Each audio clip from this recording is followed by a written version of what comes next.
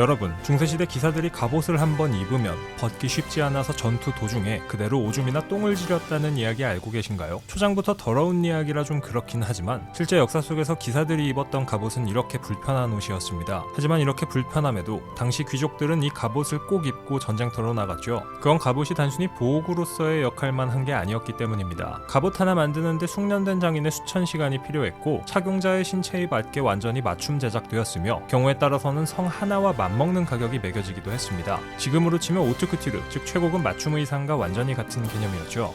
먼저 중세시대 갑옷을 이해하려면 당시 남성미의 기준을 잘 알아야 합니다. 14세기 중반 유럽에서 이상적인 남성의 몸은 날씬한 체형에 긴 다리, 그리고 무엇보다 잘록한 허리였습니다. 셔츠 위에 더블릿을 입고 그 아래 호즈라 불리는 타이즈형 하의를 신는 게 당시의 정석적인 남성 패션이었고요. 그리고 그 실루엣의 핵심은 얄쌍한 허리였습니다. 흥미로운 건 이 허리 실루엣이 순수한 패션만은 아니었다는 점입니다. 판금 갑옷은 허리를 잘록하게 조여 입어야 흉갑의 무게가 어깨 대신 몸 전체로 분산됩니다. 요즘 등산 배낭에 허리 벨트가 달린 것과 같은 원리죠. 기능적으로도 허리를 잡아야 했고 미적으로도 허리가 얇아야 멋있었던 시대, 다시 말해 실용과 미감이 정확히 일치했던 순간입니다. 어깨는 넓고 허리는 좁게 하는 게 이상적인 남성의 몸매인 건 이미 그 시절부터 사람들도 알았던 거죠. 어쨌거나 대부분의 갑옷을 보면 어깨 부분은 넓고 허리 부분은 좁은 이유가 이런 이유에서 나온 겁니다. 물론 이걸 과하게 따라하는 사람들도 있었습니다. 1350년에 쓰여진 기사도와 관련된 책에서 프랑스의 기사였던 조르푸아 드 샤르니는 이런 말을 남겼습니다. 젊은이들이 갑옷을 너무 꽉 조여 입어서 전투 중 갑옷을 벗어 던져야 했고 심지어 그 안에서 사망한 사례도 있다고요. 허리를 너무 조인 나머지 앉지도 뛰지도 볼을 던지지도 못했다는 기록입니다.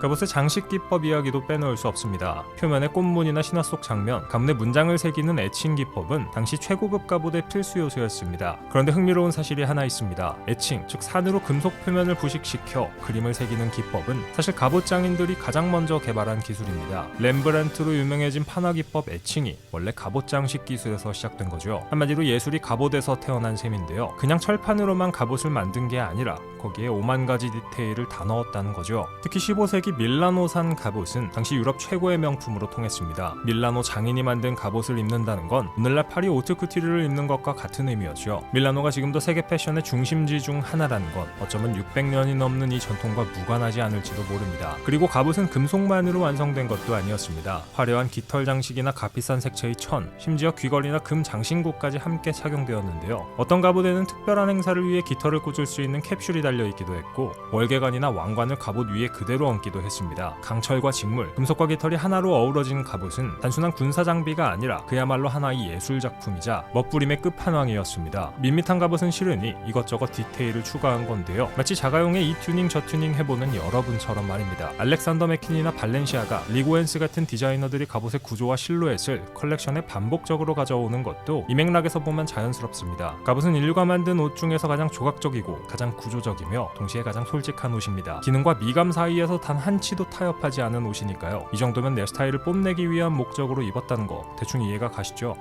이쯤에서 많은 분들이 이런 생각을 하실 것 같습니다. 화려한 갑옷은 어차피 퍼레이드용 아닌가요? 라고 말이죠. 실전에서 저렇게 화려한 걸 입었을 리 만무하다는 생각이 드실 겁니다. 그런데 여기서 중요한 오해를 하나 짚고 넘어가야 합니다. 우리는 종종 아름다운 물건은 기능적이지 않을 거라고 가정합니다. 근데 그건 2026년을 살고 있는 우리의 편견일 뿐이죠. 아름다움을 쓸모없는 걸로 보는 시각은 사실 그리 오래된 관념이 아닙니다. 중세와 르네상스 시대 사람들은 그렇게 생각하지 않았죠. 그들에게 물건의 시각적 충격은 그 자체가 하나의 기능이었는데요. 그러니까 그들 관점에서 보면 멋진 갑옷은 사람들에게 나의 지위와 능력을 알리는 물건인 동시에 적의 공격을 막아주는 실용적인 도구로 충분히 이용이 가능했다는 이야기죠.